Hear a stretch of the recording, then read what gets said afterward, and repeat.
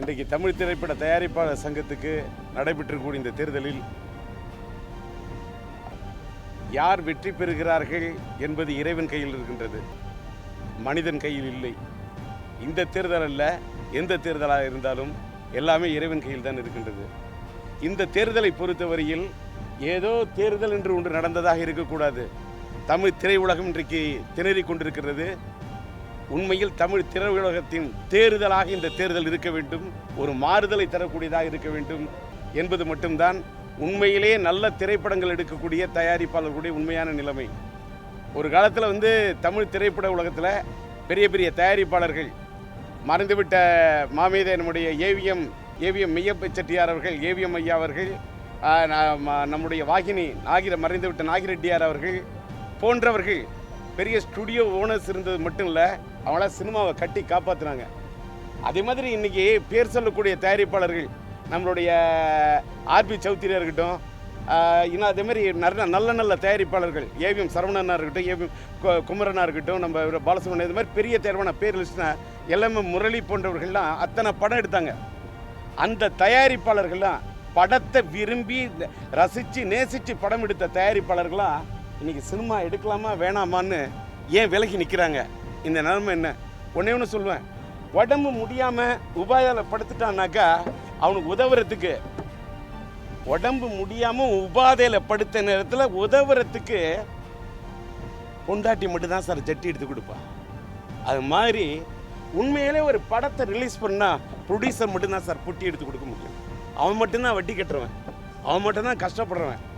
ஒரு தயாரிப்பாளர் இல்லாமல் எந்த நடிகருமே, தூண் இல்லாமல் எந்த மண்டபமும் இல்லை, தொண்டரும் இல்லாமல் எந்த அரசியல் கட்சியும் இல்லை, ரசிகன் இல்லாமல் எந்த சினிமா நடிகனும் இல்லை, தயாரிப்பாளர் இல்லாமல் யாருமே வருவேன். இன்னைக்கு ஒருதலை இன்ஷா அல்லா இன்னைக்கு நான் இருக்க நல்லான்னா என்ன முதல் படத்தில் இந்த டி ராஜேந்திர வச்சு படம் எடுத்த EM இப்ராஹிம் அவர் இல்லைன்னா நான் இன்னைக்கு நிற்க முடியாது.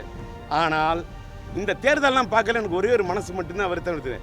இது என்ன தமிழ்நாடுக்கு ஏதாவது வேற எலெக்ஷன் நடக்குதா, இல்லை திரைப்பட துறைக்கு தேர்தல் நடக்குதான்னு தெரியல. இவ்வளவு பேர் போட்டி போட்டு நிற்கிறாங்களே, போட்டி போட்டு பதவிக்கு போட்டி போட்டு வரக்கூடாது, உதவிக்கு போட்டி போட்டு வரணும். பதவி இருக்குதோ இல்லையோ, திரைப்பட தயாரிப்பாளர்கள் ஒரு படம் ரிலீஸ் ஆகுதுன்னா இன்னைக்கு ராத்திரி என்ன கண்ணீர் விட வேண்டியிருக்கு, எவ்வளோ கஷ்டப்பட வேண்டியிருக்கு. இன்னைக்கு சொல்கிறேன், திருட்டு VCD தமிழ் திரைப்பட உலகத்தில் இருக்குதுன்றீங்க, ஏன் இருக்கு? யார் ஒழிக்கணும்? தயாரிப்பாளர்களுக்கு இன்னொன்று, ஒரு காலத்தில் நான்லாம் FMS படமே விற்றது கிடையாது. ஏன் தெரியுமா? திருட்டு VCD வருங்கிறதுக்காக தான். அத்தனை படத்தை கோடிக்கணக்கான ரூபாயை இழந்துட்டு TR கோடி இழப்பான், தாடியை இழக்க மாட்டான், கொள்கையை இழக்க மாட்டான். அப்படியெல்லாம் FMS ரிலீஸ் பண்ணாமல் படத்தை ரிலீஸ் பண்ண ஒரு ப்ரொடியூசர்னா நான் இங்கே தமிழ் திரைப்பட தயாரிப்பாளர் சங்கத்தில் நிற்கல. ஏன் தெரியுமா? இந்த பதவியில் நின்று தான் சினிமா உலகத்துக்காக போராடணும் இல்லை, அதை மீறி போராட முடியும். இதே கர்நாடக திரைப்பட உலகத்தில் ஏன் சார் ஒரு கன்னட VCD வரல? ஏன் வரல? அங்கே இருக்கிற ஒத்துமை இங்கே ஏன் இல்லை? கன்னட திரைப்பட ரசிகர்கள் இருக்கக்கூடிய திசையை பார்த்து வணங்குறேன், அவங்களோட மொழி உணர்வை மதிக்கிறேன். அதே மாதிரி ஆந்திராவில் திரைப்பட உலகத்தில் ஆந்திரா ஃபிலிம் சேம்பரில் மெம்பரு, ஆந்திராவில் சினிமா ஜனம் படம் பார்க்க தேட்டருக்கு வராங்க, தமிழ்நாட்டில் வரல. தமிழ்நாட்டில் எல்லாம் அதாவது அம்மாவுடைய ஆட்சியில் நீங்கள் பார்த்துருப்பீங்க, எதோ நமக்கு இலவசமாக கிடச்சிது, அம்மா உணவகம் சீப் ரேட்டில் மக்களுக்கு உணவு கிடச்சிது.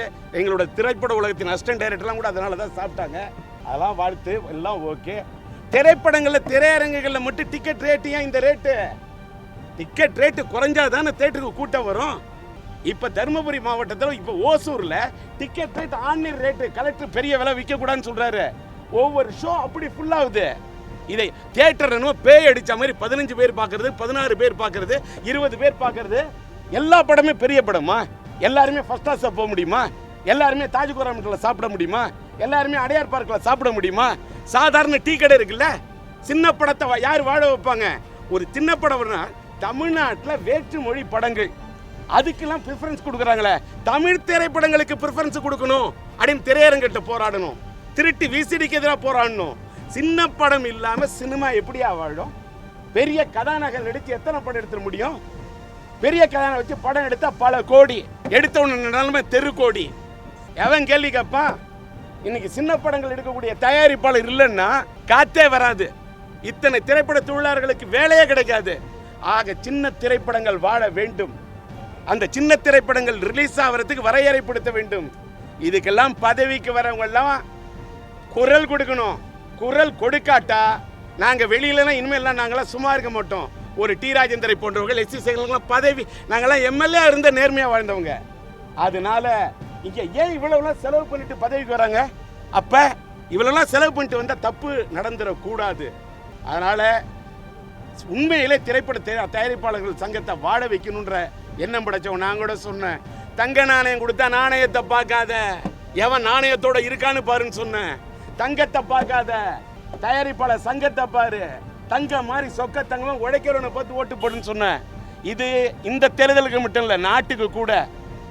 ஆர்கே நகர்ல எங்க இருந்தாலும் ஓட்டு போட்டா ரூபாயை பார்த்து ஓட்டு போடக்கூடாது. காந்தி தாத்தாவை பார்த்துட்டு காந்தி அப்பா நான் அடங்கிட்டேன் சாந்தின்னு ஓட்டு குத்திராதீங்க. உங்களோட ஓட்டோட வேல்யூ 1 கோடிக்கு மேல 2000 கொடுக்குறான் 3000 கொடுக்குறான் அப்படின்னு சீட்டு பெட்டி கொடுத்தா ஓட்டு போட்டுறாதீங்க. அவங்க இதெல்லாம் மீறி அந்த ஓட்டு பெட்டியில் உங்களோட உரிமை 1 கோடிக்கு மேல உங்களோட வாக்கோட மதிப்பு. பொதுமக்களுக்கும் அதை தான் சொல்றேன், திரைப்பட தயாரிப்பாளர் சங்கத்துக்கும் அதான் சொல்றேன்.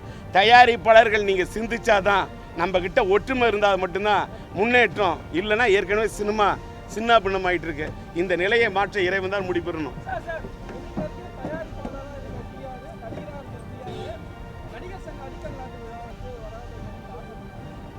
நான் நடிகர் சங்கத்துக்கு மட்டும் இல்லை, ஆனால் அந்த நடிகர் சங்கத்தோட அந்த இதுக்கு நடிக்கல் நாட்டு விழாவுக்கு என் மகன் டிஆர் சிலம்பரசனை அனுப்பி எங்களோட சார்பா என்னை நடிகர் சங்கத்தின் தலைவராக இருக்கக்கூடிய நட்பின் இலக்கணம், பண்பாட்டோட இலக்கணம், பெருந்தன்மையின் இலக்கணம் நாசர் அழைத்தார். அவர்கிட்டே சொன்னேன், நான் வேற ஒரு கவன் படம் ரிலீஸ் ஆகிருக்கு, நான் பிஸியாக இருக்கிறேன், நான் வெளியில் இருக்கேன், ஆனால் என் சார்பா நான் வராவிட்டாலும் என் ரெப்ரசன்டேட்டிவ் அனுப்புன்னு சொன்னேன். தந்தை சொல்மிக்க மந்திரம் இல்லை என்பதை ஏற்று பண்பாட்டின் சிகரமாக என் மகன் போய் வாக்களித்துட்டு வந்துட்டார். போருமா, வேற எந்த விதமான காரணம் இல்லை. இன்றைக்கு நான் ஏஜிஎஸ் என்டர்டைன்மெண்ட் தயாரித்து கேவி ஆனந்த் அவர்கள் இயக்கியிருக்கக்கூடிய இந்த படம் வெளியாகியிருந்த காரணத்தால், நான் அதில் கொஞ்சம் பிஸியாக இருந்த காரணத்தால் நான் அங்கே செல்ல முடியல என்பதை இங்கே தாழ்மையோட பதிவு பண்ணுறேன்.